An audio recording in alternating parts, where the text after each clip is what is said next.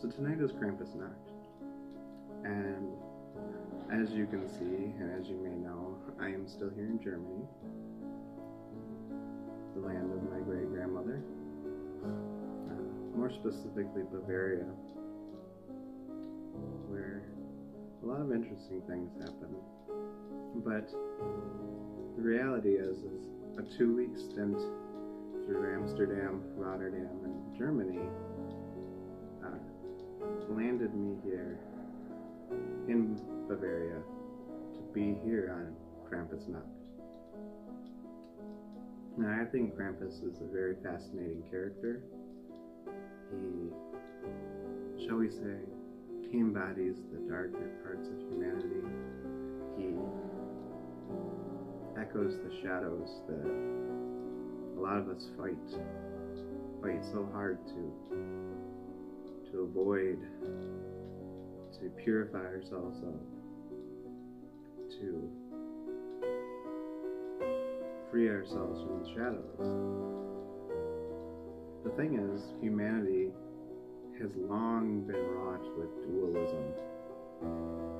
Good, evil, light, dark, hard-boiled, soft-boiled, just to name a few. And I think that Krampus is truly fascinating because he is the shadow of St. Nicholas, right? So that actually shows that even Santa has a darker side. Not everybody is on Santa's nice list. And they kind of omit it in those claymations. What happens if you're on the naughty list? Oh, you get some coal for the fire, right? Sure. You get some coal. Or maybe your parents get left a few lumps of coal as you're dragged away in a bag, screaming and crying for your life because you've been an awful little tyrant all year. And now Krampus, Santa's shadow, has come for you. Well, that's what Krampus is all about. And on this night, when the weather forecast actually show that it's colder in Michigan than it is here in Germany, there's something in the air. There's a slight chill. Something that probably feels a little colder than if I were back home. It's said that to keep Krampus away, or to do your best, you want to keep the fire going. One way Krampus might come down to get the naughty children is the fireplace, but if you keep the fire stoked all night long, you may be too lucky. Krampus is,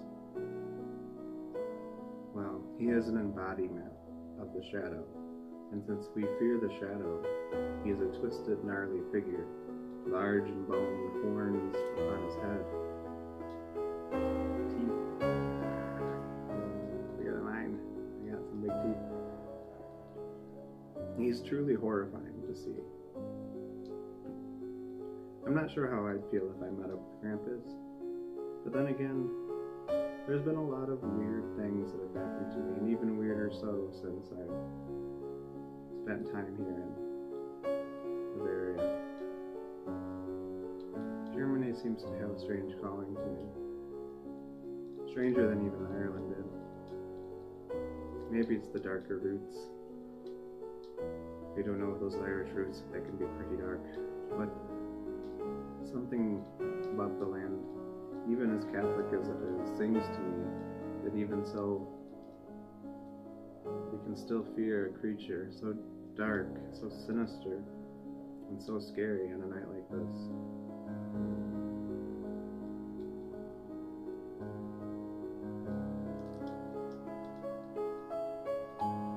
I don't know how many of you have fireplaces. I sure don't. So I'm hoping that Krampus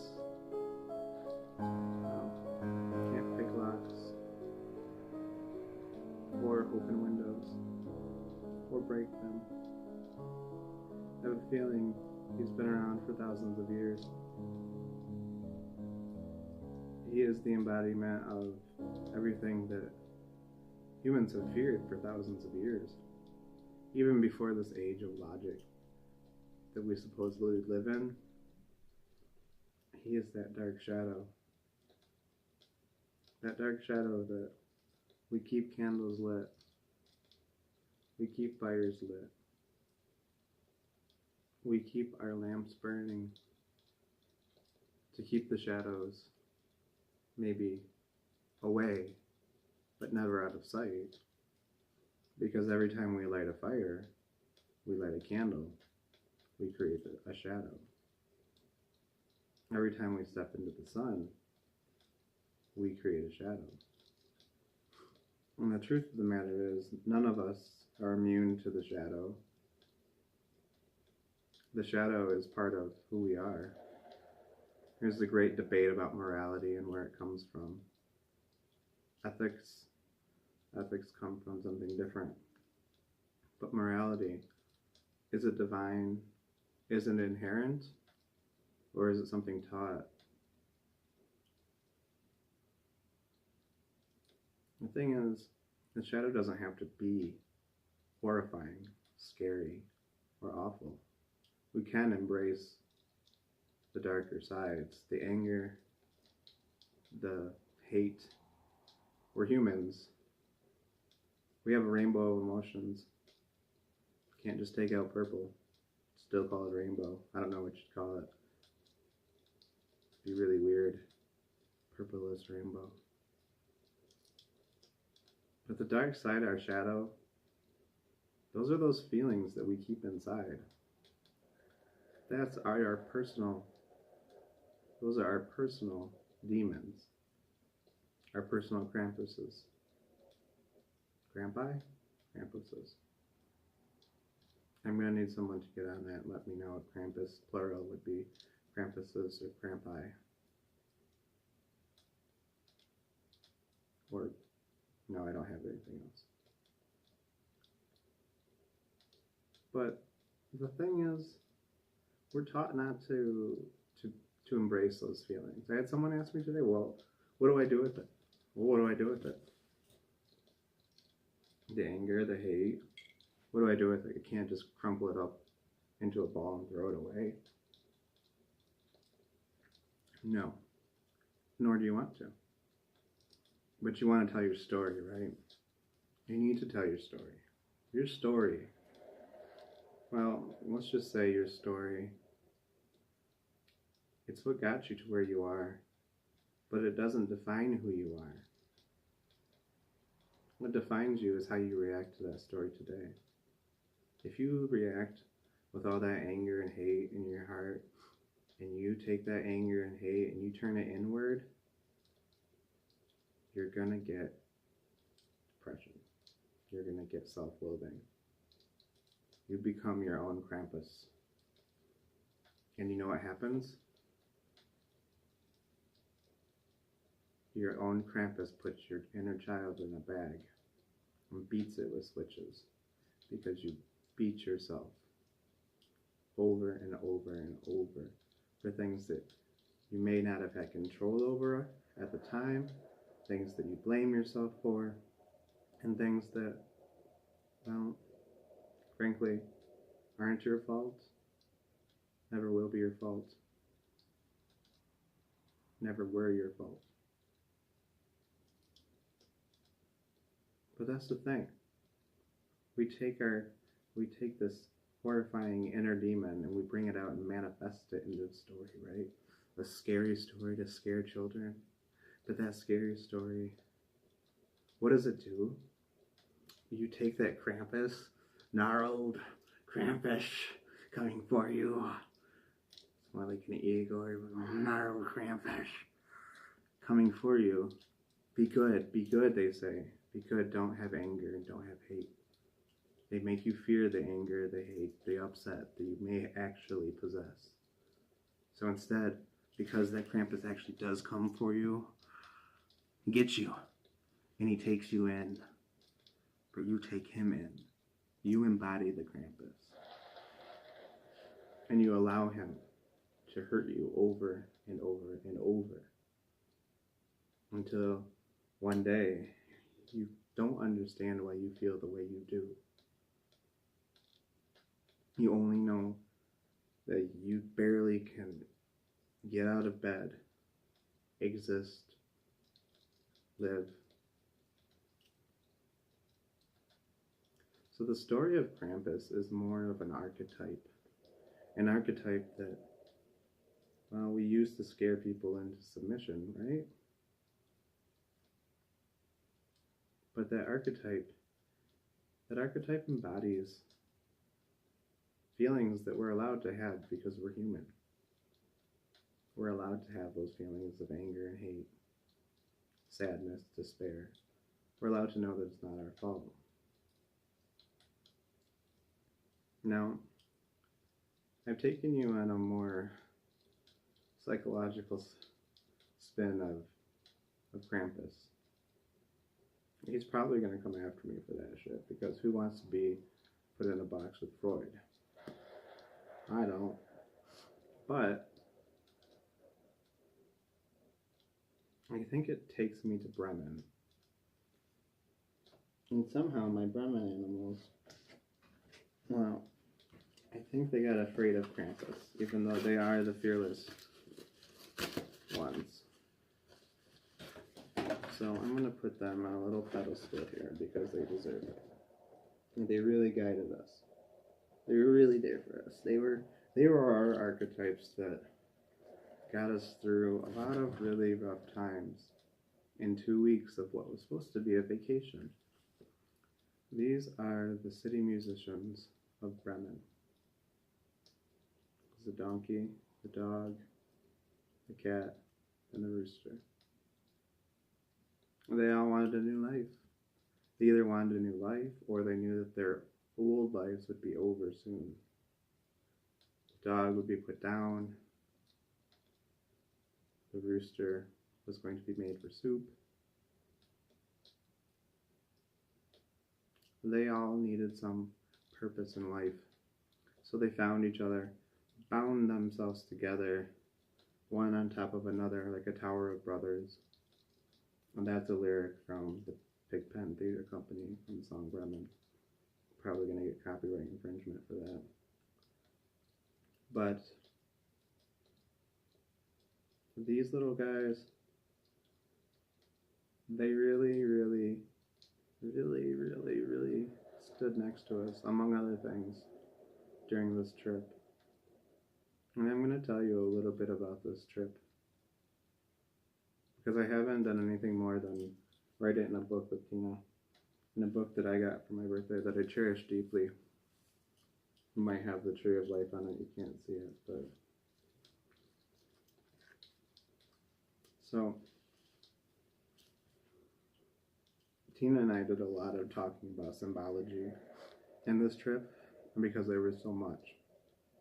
And it started in Amsterdam, and we went to a few things that we really liked, but overall Amsterdam didn't seem to call to us the same way other places did. Plus we had Baby Jane, who was our hostel mate, and she was a trip and a half. So after that we split hotel rooms. So we moved on from Amsterdam to Rotterdam, and don't get me wrong, there's a huge long story about getting even to Amsterdam, but this is already long enough. So Rotterdam was actually more of a stop to get to a place called Kolijnsplaat. Kolijnsplaat is a place that they found all these votives that were made by seafaring folk to a goddess named Nehelena. Nehelena, some of you may know, is my dog, whom I miss dearly, and I am trying to figure out how to get her over here. It's killing me. But she's also a goddess of travelers.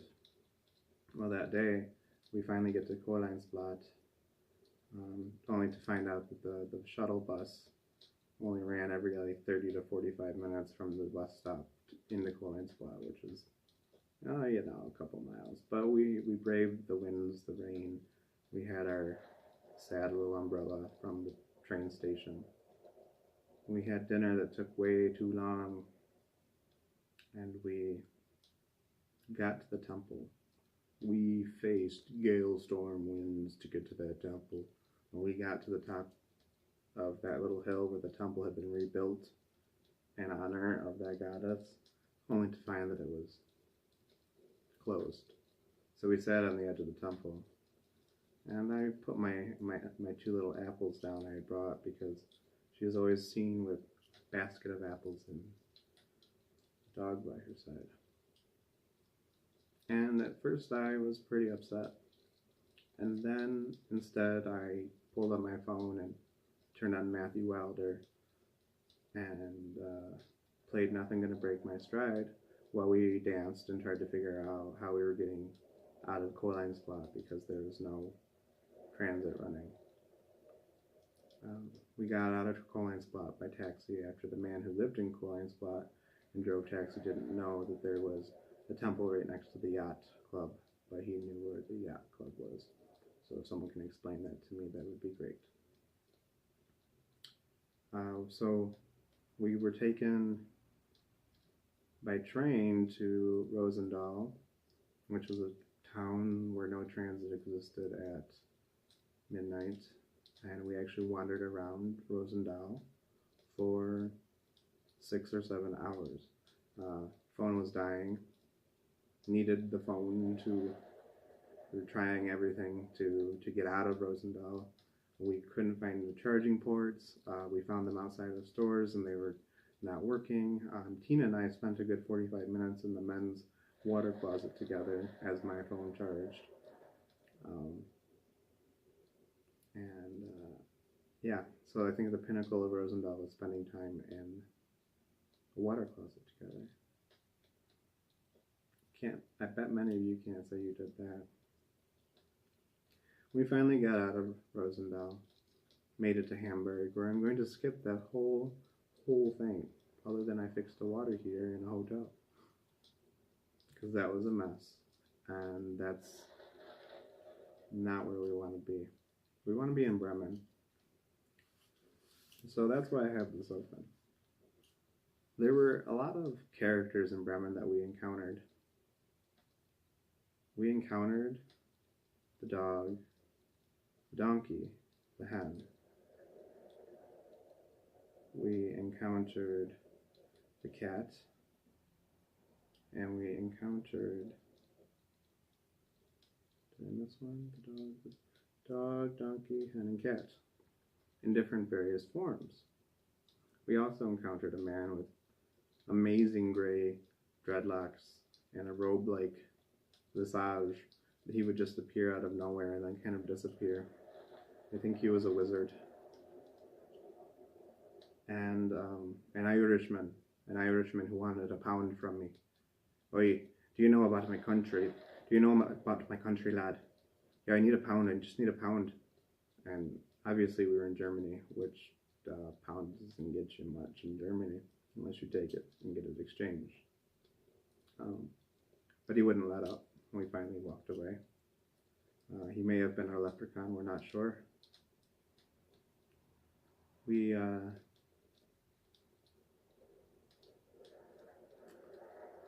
then met, well, let's just say, since we're getting to the end of this one at least, we met Krampus, or at least we think we did. We'll call him Angry August Krampus.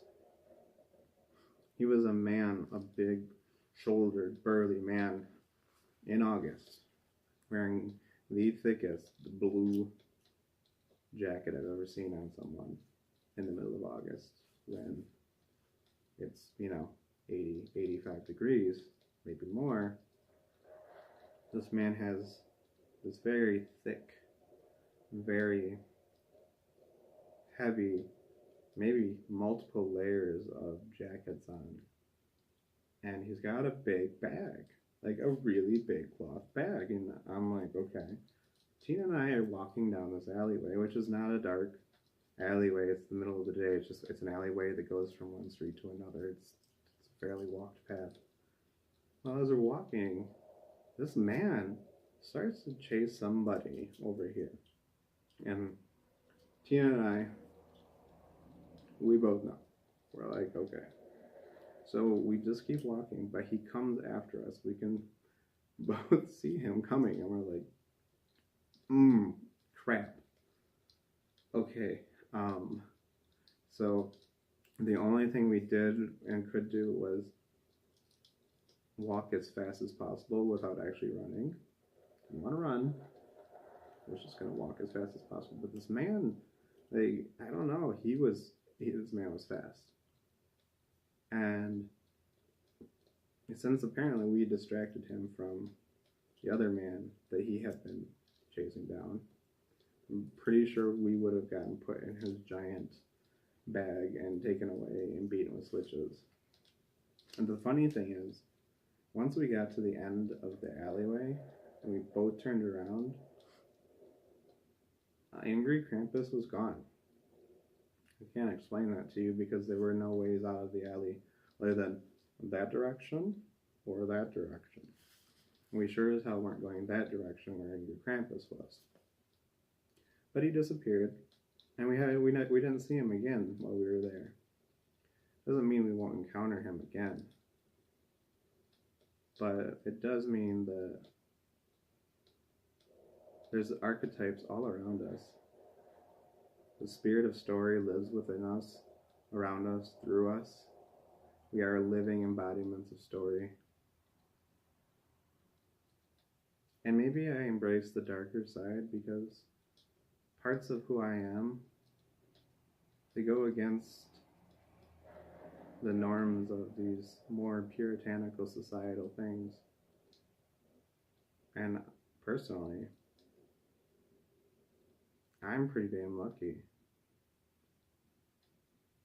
There are other people who aren't as lucky and who have to deal with a lot more pain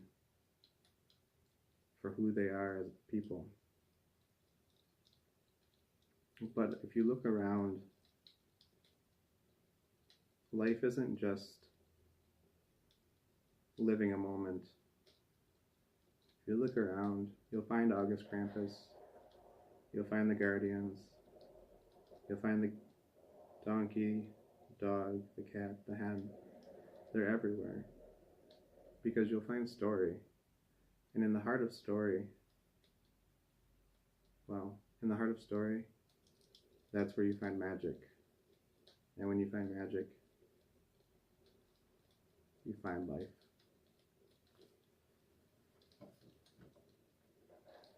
But be careful, because he'll come and get you.